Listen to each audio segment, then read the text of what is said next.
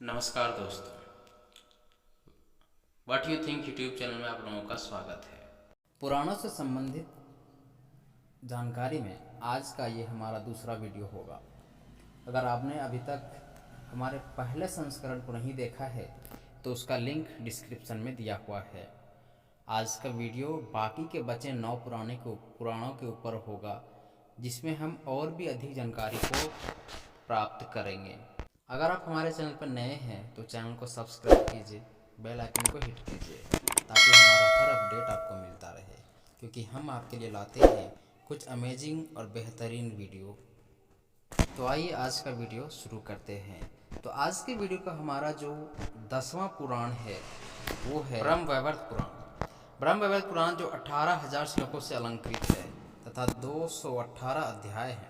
इस ग्रंथ में ब्रह्मा जी, गणेश जी, तुलसी माता, सावित्री माता, लक्ष्मी माता, सरस्वती माता तथा भगवान श्री कृष्ण की महानता को दर्शाया गया है तथा उनसे जुड़ी हुई कथाएं संकलित हैं। इस पुराण में आयुर्वेद संबंधी ज्ञान भी संकलित है, जो आयुर्वेद और भारतीय परंपरा में निरोगी काया के विषय पर गंभीर है। उसे यह ब्रह्मवैवर्त पुराण आपका पथ प्रदर्शक बनेगा। आप जानते हैं धन्वंतरी देवी की पूजा होती है, जो आयुर्वेद के भगवान माने जाते हैं। तो आयुर्वेद का भी इस पुराण में संकलन है। दूसरा पुराण है हमारा लिंग पुराण।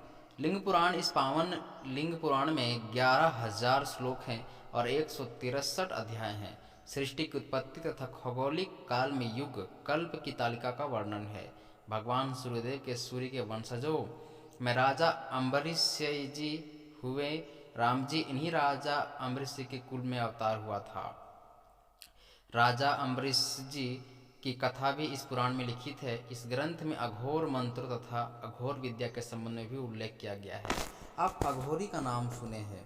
ये अघोर मंत्र वाले जानकार अघोरी शंकर जी की पूजा करते हैं, जिसका वर्णन लिंग पुराण में किया गया है। अगला जो हमारा पुराण है वो और भी अधिक महत्वपूर्ण है, जिसका नाम है वराह पुराण। वराह पुराण में 217 स्कंध तथा 10,000 श्लोक हैं। इस ग्रंथ में भगवान श्री हरि के वराह अवतार की कथा है तथा इसके अतिरिक्त भागवत गीता महात्म्य का भी विस्तार पूर्वक वर्णन किया गया है। इस पुराण में सृष्टि के विकास, स्वर्ग, पाताल तथा अन्य लोकों का भी वर्णन किया गया है। श्राद्ध पद्धति, सूर्य के उत्तरायण तथा दक्षिणायन, विचरने, अमावस और पूर्णमासी के कारणों का भी इसमें विस्तार पूर्वक वर्णन किया गया है। अरे कौन कहता है कि हिंदू धर्म वैज्ञानिकता से परिपूर्ण नहीं है? आप सभी चीज़ों में वैज्ञानिकता पाओगे। बाकी किसी भी धर्म में इस प्रकार की वैज्ञानिकता देखने को नहीं मिलती। तो फिर पता नहीं क्यों लोग अपना धर्मांतरण अपने इस महान धर्म को छोड़कर कर लेते हैं। अरे थोड़े से पैसों के लिए आप धर्मांतरण कर लेते हो तो कहाँ से आपको सफलता मिलेगी? वराह पुराण का महत्व की बात यह है कि जो भौगोलिक और खगोलिक तथ्य इस पुराण में संकलित है, वही तथ्य पाश्चात्य जगत के वैज्ञानिकों को 15वीं शताब्दी के बाद ही पता चले थे।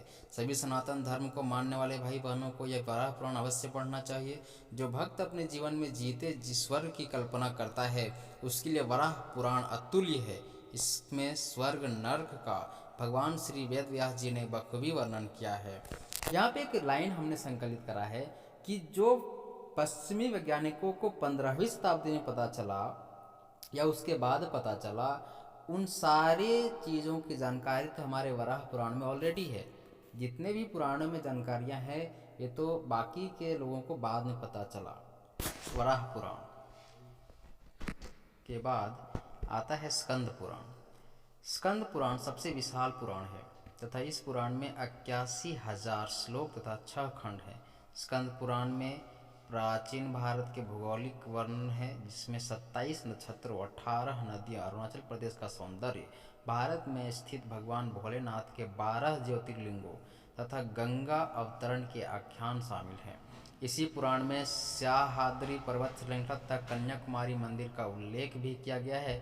इसी पुराण में सोमदेव, तारा तथा उन पुत्र बुध ग्रह की उत्पत्ति की अलंकारमयी कथा भी है। अब यहाँ पे देखो, भोलेनाथ के 12 ज्योतिर्लिंगों की बात की गई है। अगर आप उनके नाम जानते हैं तो नीचे कमेंट बॉक्स में बताइए। यहाँ पे आप देख सकते हो कि बुध ग्रह की उत्पत्ति की भी इसमें चर्चा की गई है और इस पुराण का नाम है स्कंद पुराण।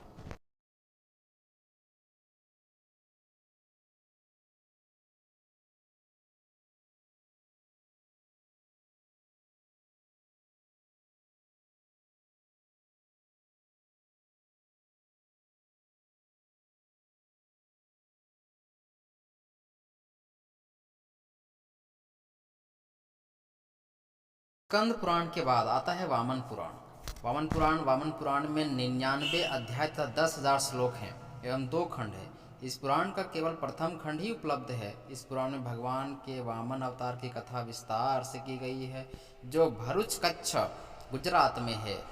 इस के अतिरिक्त इस ग्रंथ में सृष्टि, जम्बूद्वीप तथा अन्य 7 द्वीपों की उत्पत्ति, पृथ्वी की भौगोलिक स्थिति, महत्वशाली पर्वत नदियों तथा भारत के खंडों का बेहतरीन जिक्र किया गया है।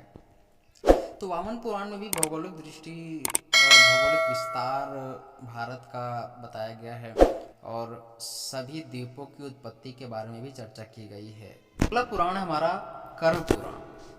कर्ण पुराण में 18,000 श्लोक तथा 4 खंड है। इस पुराण में चारों वेदों का सार संक्षिप्त रूप में दिया गया है। कर्ण पुराण में कूर्म अवतार से संबंधित सागर मंथन की कथा विस्तार पूर्वक लिखी गई है। इसमें ब्रह्मा जी, शिवा जी, विष्णु जी, पृथ्वी माता, गंगा मैया की उत्पत्ति, चारों युगों के बारे में सटीक जानकारी और मानव जीवन के 4 आश्रम धर्मों तथा चंद्रवंशी राजाओं के बारे में भी विस्तार से वर्णन किया गया है।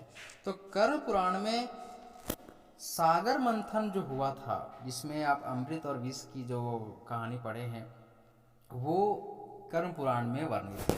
अगला जो पुराण है उसका नाम है मत्स्य पुराण, जिसमें 290 अध्याय तथा 14,000 श्लोक हैं। इस ग्रंथ में मत्स्य अवतार की कथा का विस्तृत उल्लेख किया गया है। सृष्टि की उत्पत्ति और हमारे सौर मंडल के सभी 9 ग्रहों, चारों युगों तथा चंद्रवंशी राजाओं का इतिहास वर्णित है। कच्छ, देवयानी, शर्मिष्ठा तथा राजा याति के रोचक कथा भी इसी मत्स्य पुराण में है। सामाजिक विषयों की जानकारी के इच्छुक भाई बहनों को मत्स्य पुराण तो अवश्य ही पढ़ना चाहिए। देखिए, इसमें हमारे 9 ग्रहों की बात की गई है। ये वही 9 ग्रह हैं जिनकी पूजा हम हजारों करोड़ों साल से करते आ रहे हैं, लेकिन पाश्चात्य वैज्ञानिकों को ये मिला कब? तो 15वीं शताब्दी के बाद से। तो इसलिए भी हमारा धर्म बहुत ज़्यादा महान है। आपसे रिक्वेस्ट है कि किसी भी स्थिति में अपने धर्म को छोड़ना बंद कीजिए। इस पुराण के बारे में आप लोग सब जानते हैं, जिसका नाम है गरुड़ पुराण। गरुड़ पुराण 279 अध्याय तथा 18,000 श्लोक के साथ है। इस ग्रंथ में मृत्यु पश्चात की घटनाओं, प्रेतलोक, यमलोक, नरकलोक, 84 लाख योनियों के नरक स्वरूपी जीवन के बारे में विस्तार से बताया गया है। इस पुराण में कई सूर्यवंशी तथा चंद्रवंशी राजाओं का भी वर्णन है। साधारण लोग इस ग्रंथ को पढ़ने से हिचकिचाते हैं, क्योंकि इस ग्रंथ को किसी संबंधी या परिचित के मृत्यु होने के पास ही पढ़वाया जाता है। अब गरुड़ पुराण के बारे में जानते हैं, क्योंकि मृत्यु के पश्चात जो गोदान होता है गरुड़ पुराण के अनुसार से ही होता है। तो गरुड़ पुराण की जानकारी आपको रखनी चाहिए, किसी को बताने के लिए नहीं, लेकिन जब ये आसपास हो रहा हो तो ये बात आप जाने कि गरुड़ पुराण सटीकता के साथ हो रहा है या फिर नहीं हो रहा है। 18वां और अंतिम पुराण का नाम है ब्राह्मण पुराण, जिसमें 12,000 श्लोक तथा पूर्व, मध्य और उत्तर 3 भाग हैं। मान्यता है कि अध्यात्म रामायण पहले ब्राह्मण पुराण का ही एक अंश थी, जो अभी एक पृथक ग्रंथ है। इस पुराण में ब्रह्मांड में स्थित ग्रहों के बारे में विस्तार से वर्णन किया गया है। कई सूर्यवंशी तथा चंद्रवंशी राजाओं का इतिहास भी संकलित है। सृष्टि की उत्पत्ति के समय से लेकर अभी तक के 7 मनवंतर या काल बीत चुके हैं, जिनका विस्तृत वर्णन इस ग्रंथ में है। देखिए, ब्राह्मण पुराण जो है उसमें रामायण की भी चर्चा है, ठीक है, और ग्रहों के बारे में भी विस्तार से इसमें चर्चा की गई है। इसी पुराण में भगवान श्री परशुराम जी की कथा भी इस पुराण में दी गई है। इस ग्रंथ को विश्व का प्रथम खगोल शास्त्र कह सकते हैं। भारत के ऋषि इस पुराण के ज्ञान को बारे में ब्रह्मांड तक लेकर गए थे, जिसके प्रमाण हमें मिलते रहे हैं। हिंदू पौराणिक इतिहास की तरह अन्य देशों में भी महामानवों, दैत्यों, देवों, राजाओं तथा साधारण नागरिकों की कथाएं भी प्रचलित हैं।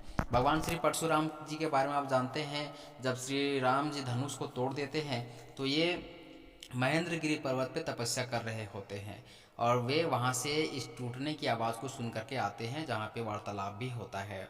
और ये वही परशुराम जी हैं जिन्होंने बार इस धरती को क्षत्रियों से विहीन कर दिया था। बाद में उनके गुरु ने इस बात का वचन लिया कि इस पृथ्वी को वो उसको दान कर दे, और वो दान किए, और वो तब से ही महेंद्रगिरी पर्वत पे रहने लगे थे। तो ये थे वे 18 पुराण जिनकी जानकारी हमने संक्षिप्त रूप में दिया है, क्योंकि एक एक पुराण तो इतने लंबे लंबे हैं कि उनकी जानकारी अगर देने लगे तो कईयों दिन बीत जाएगा। इसलिए संक्षिप्त जानकारी है, लेकिन उतनी जानकारी है जितना कि एक आम आदमी को होना चाहिए।